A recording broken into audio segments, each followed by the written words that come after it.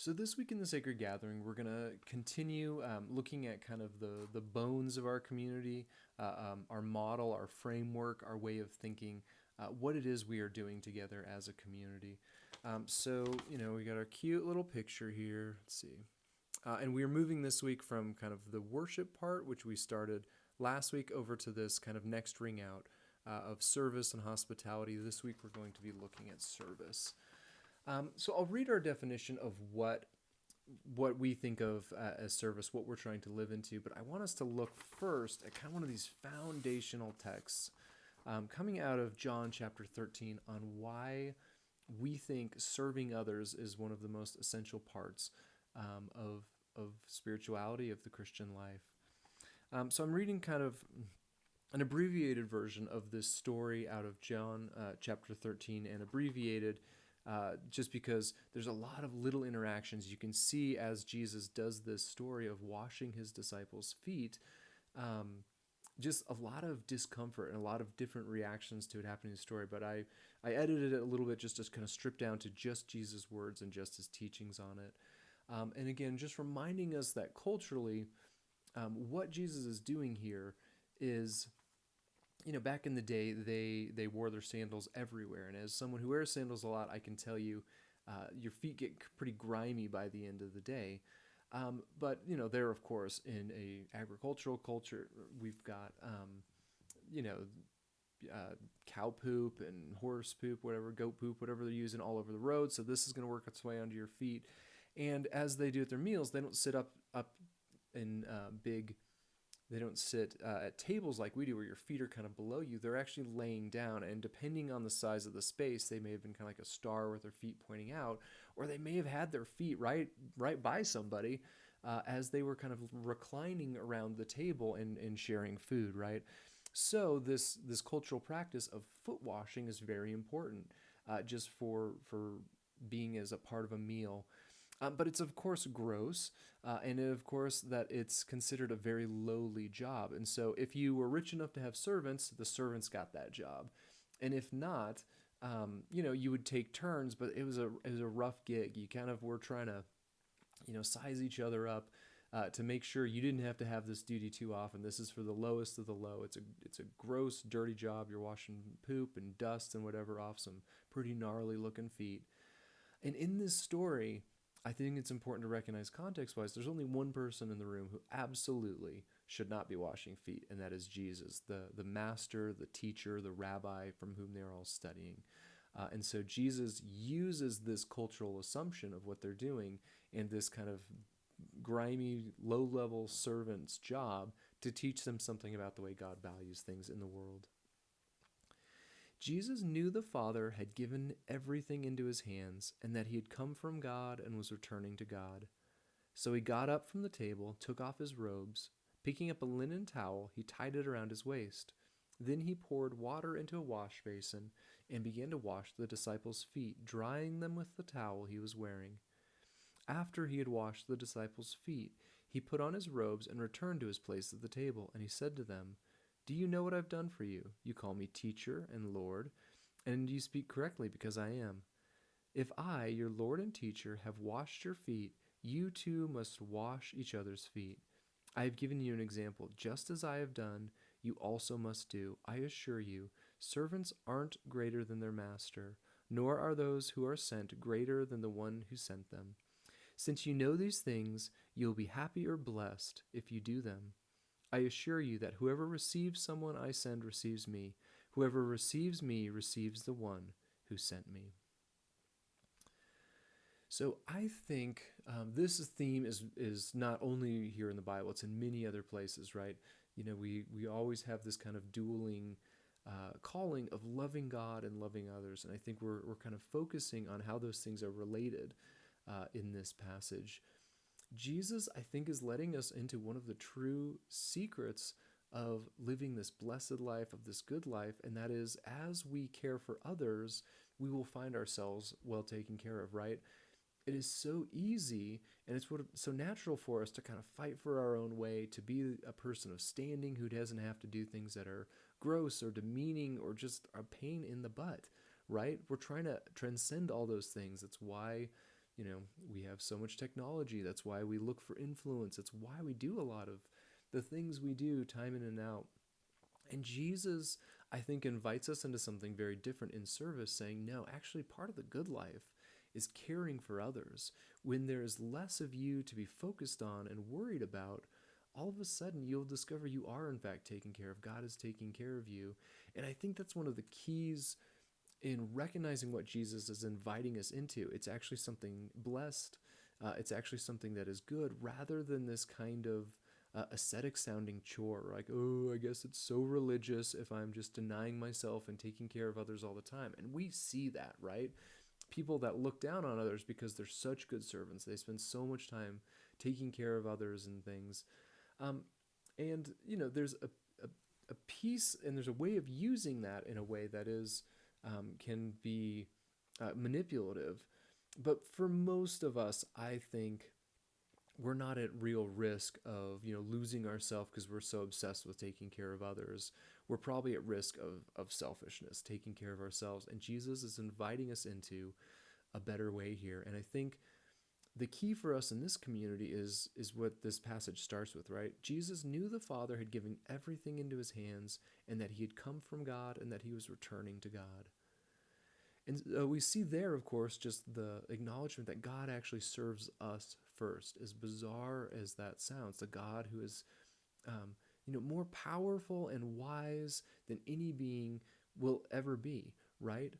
The one person, again, in the room who doesn't have to serve, who gets to be served all the time, and instead chooses to serve others.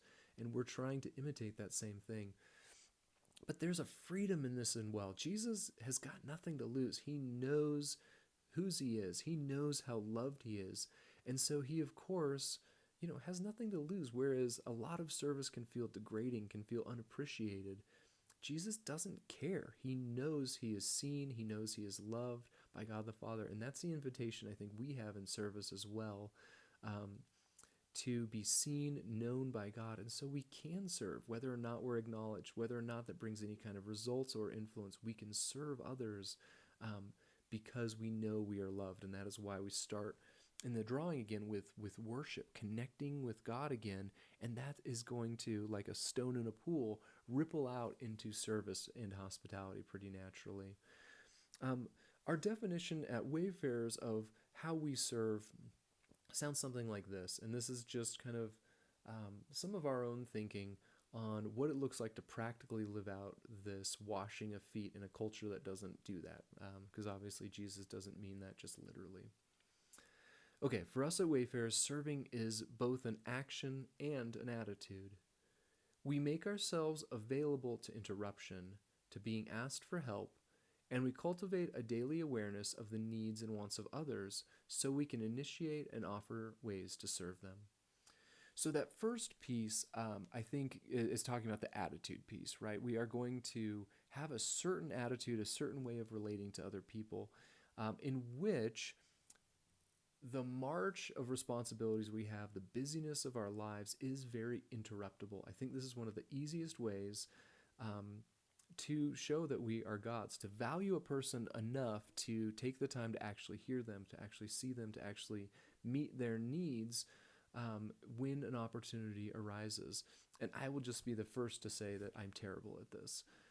I like to march forward. My view is always, I want to get my work done, and then I will give you the time and full attention when all the stuff I want to get done is out of the way. I'm terrible at this, and yet I think the invitation is there. God invites us to actually see people and actually serve people, right? When they are able to articulate their needs, when they are able to say what it is, a way we can show them our love and God's love for them. Which again, at the very end, Jesus reminds them, says, I assure you, whoever receives someone I send receives me. These interruptions, these opportunities to serve are generally, I think, gifts from God if we're allowed to see that, if we don't get so stuck on our own importance, don't get so stuck on our own busyness. And I think the other piece there is we need to start cultivating a daily awareness of the needs and wants of others so we can initiate and offer ways to serve them. This one's a little trickier because I think there's kind of an attentiveness and a good listening that is required here, because we often think we see a need. We often think we see a want in the world, but we actually don't know the person or the situation well enough to actually serve there. So it takes some humility to sit and to watch and to trust that people can articulate their own needs and wants at times, rather than us just showing up and doing things for them that sometimes they're perfectly capable of doing themselves, sometimes that we're undercutting their ability to do things. But there's just kind of an intimacy there when we really, truly love people. We pay attention. We know all those little ways, we can show our love for them. I think of, just all the ways when I was growing up that my parents, they just knew all the little details. They knew the way I liked to eat my cereal. They knew the ways that I wanted my sandwiches made, right? Because they paid attention. They knew me. They knew these little expressions, these little ways of showing love. And I think that's what we're going for with everyone in our lives, an attentiveness, a willingness to help. Sometimes when they can articulate a need, a willingness to be interruptible, a willingness to pay enough attention that we can serve quietly and well in ways that are going to bless other people, right? So this inner attitude of looking and watching for ways to serve is a huge part of what service is. But I don't want to just say this is just an attitude either. There is some huge need in the world, and that's a huge part of service too. So we continue by saying we also recognize the need to volunteer and work with groups fighting the major social evils and needs in our day.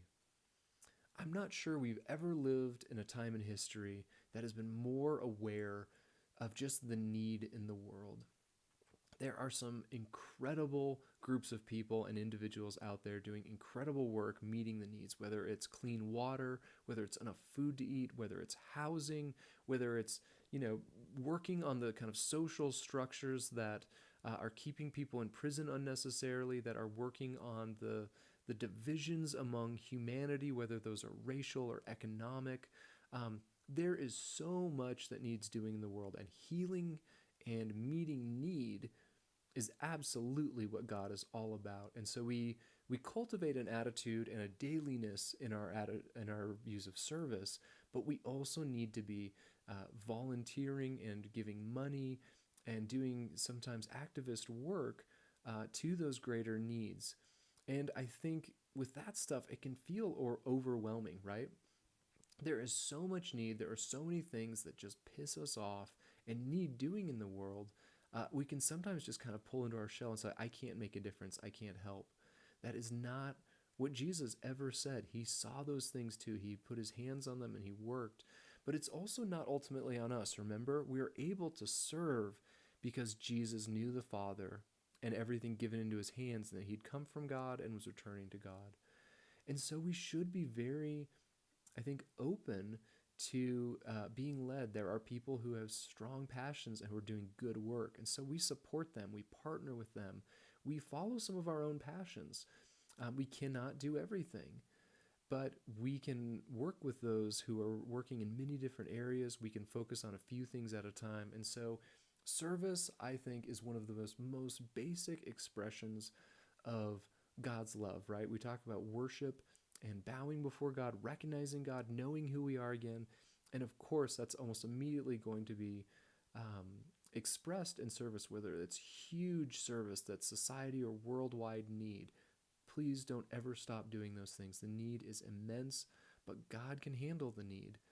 And it's through lots of little small people, but it's also just a daily, attentive, often obscure or unacknowledged way of serving those around us, of blessing, making everything we touch just more whole and more beautiful in those lives. And so service, I think cannot be really overemphasized, especially in a culture that is so self-involved, that teaches us we need to look inward and that's where we need to find everything. Is that stuff really important? Absolutely. But God is inviting us always to service, to loving others, because he desires us to be free and part of this bigger story of his restorative work in the world.